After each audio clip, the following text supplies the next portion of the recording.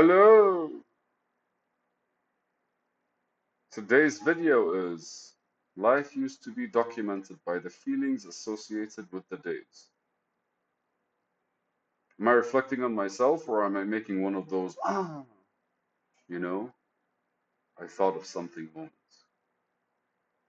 Let's figure it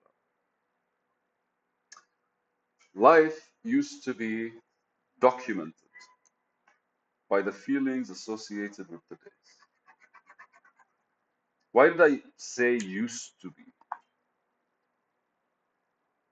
And I feel like awareness kind of like steps in.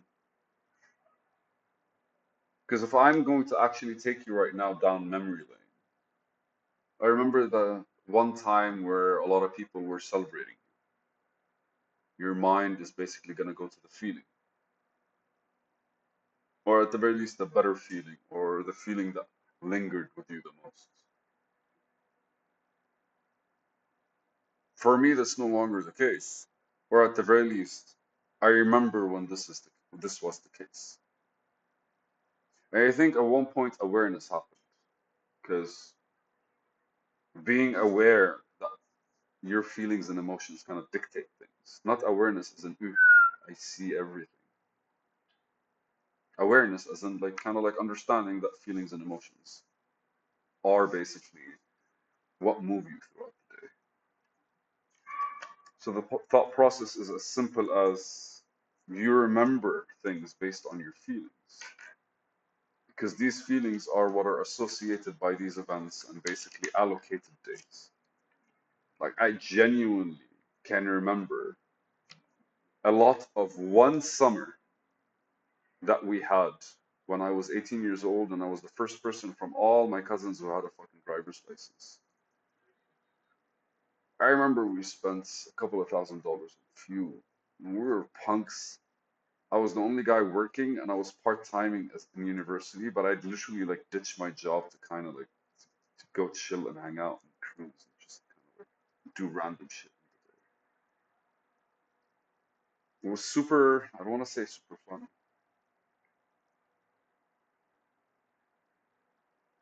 but I remember it was a good summer because of the feeling. Do I remember most of what I did? No. I remember bits and part of it. I remember stupid part of it.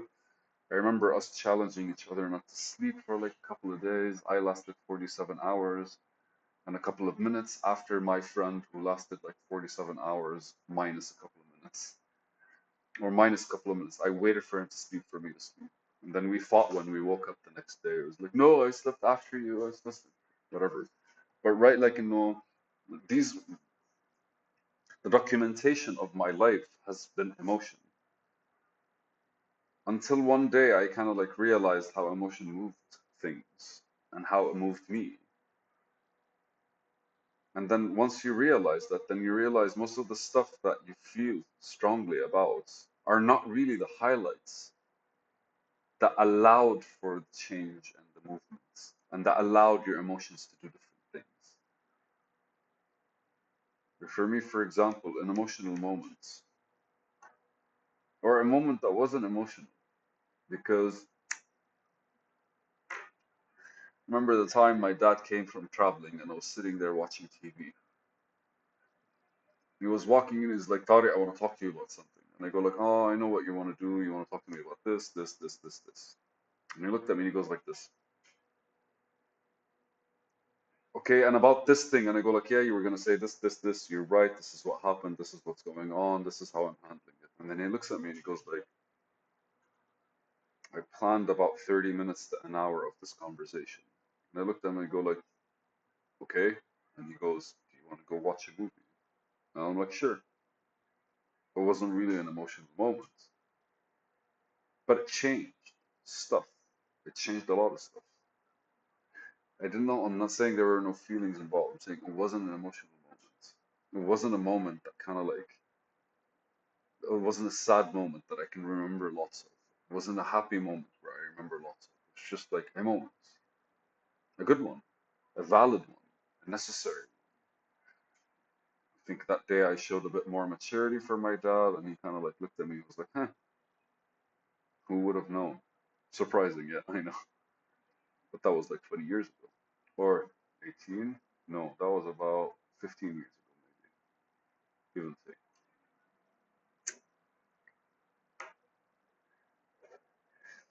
So life, I think under normal circumstances, because the way we interact with the world is how we respond emotionally.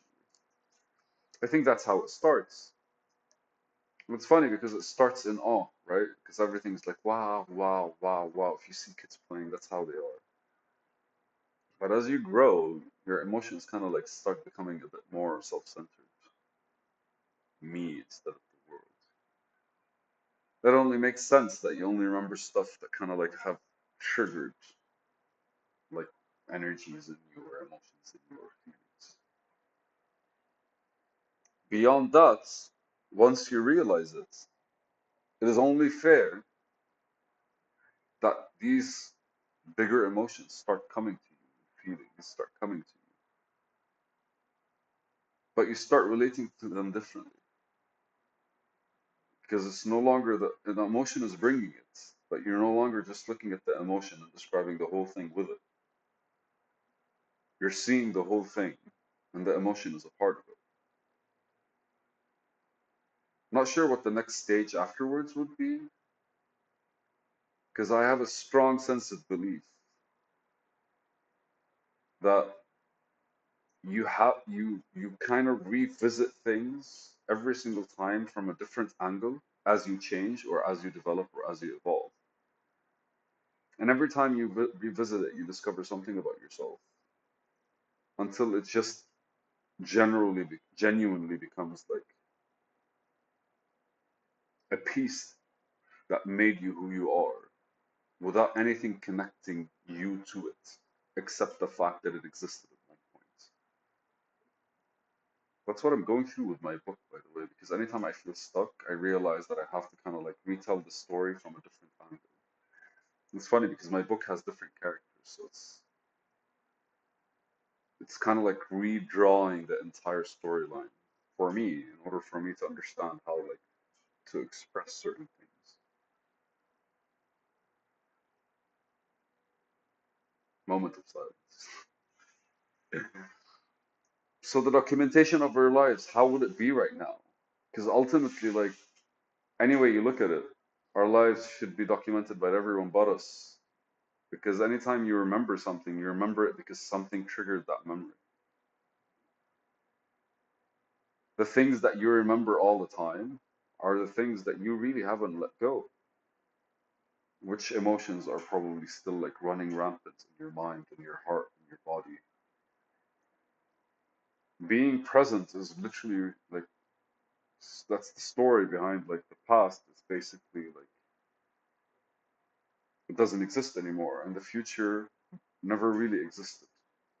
Because anytime we take a step, we're in like and every single second or nanosecond, the present moment basically has whatever future we were talking about, the present moment changed it. Because like if we're looking at an hour from now, after 1 minute, it's no longer an hour from now. So the future is 59 minutes from now. And it keeps changing until it becomes the present. And once it becomes the present, it doesn't exist anymore. So it never existed simply because we're always in this kind of like present moment. And to be truly in the present, that means everything has to flow through us. And I made a video about how time flows through you. Because ultimately, if you're rushing, then you're running through time, then you're kind of like aging faster, you're kind of like stressing yourself more. You're not really like being harmonious to how things are flowing because you're trying to run and create things on your own. But if you stand straight, then time flows through you. And ultimately, everything else starts kind of like it's not slow, it slows down, reveals itself to you, reveals its true nature. So life used to be documented. Others maybe they hold you in their memories. Things hold you in their memories. But when it comes to the things that you do, you don't hold them in your memories. They are in your past. And if something triggers them, your memory kind of like calls to, I want to say not calls to them,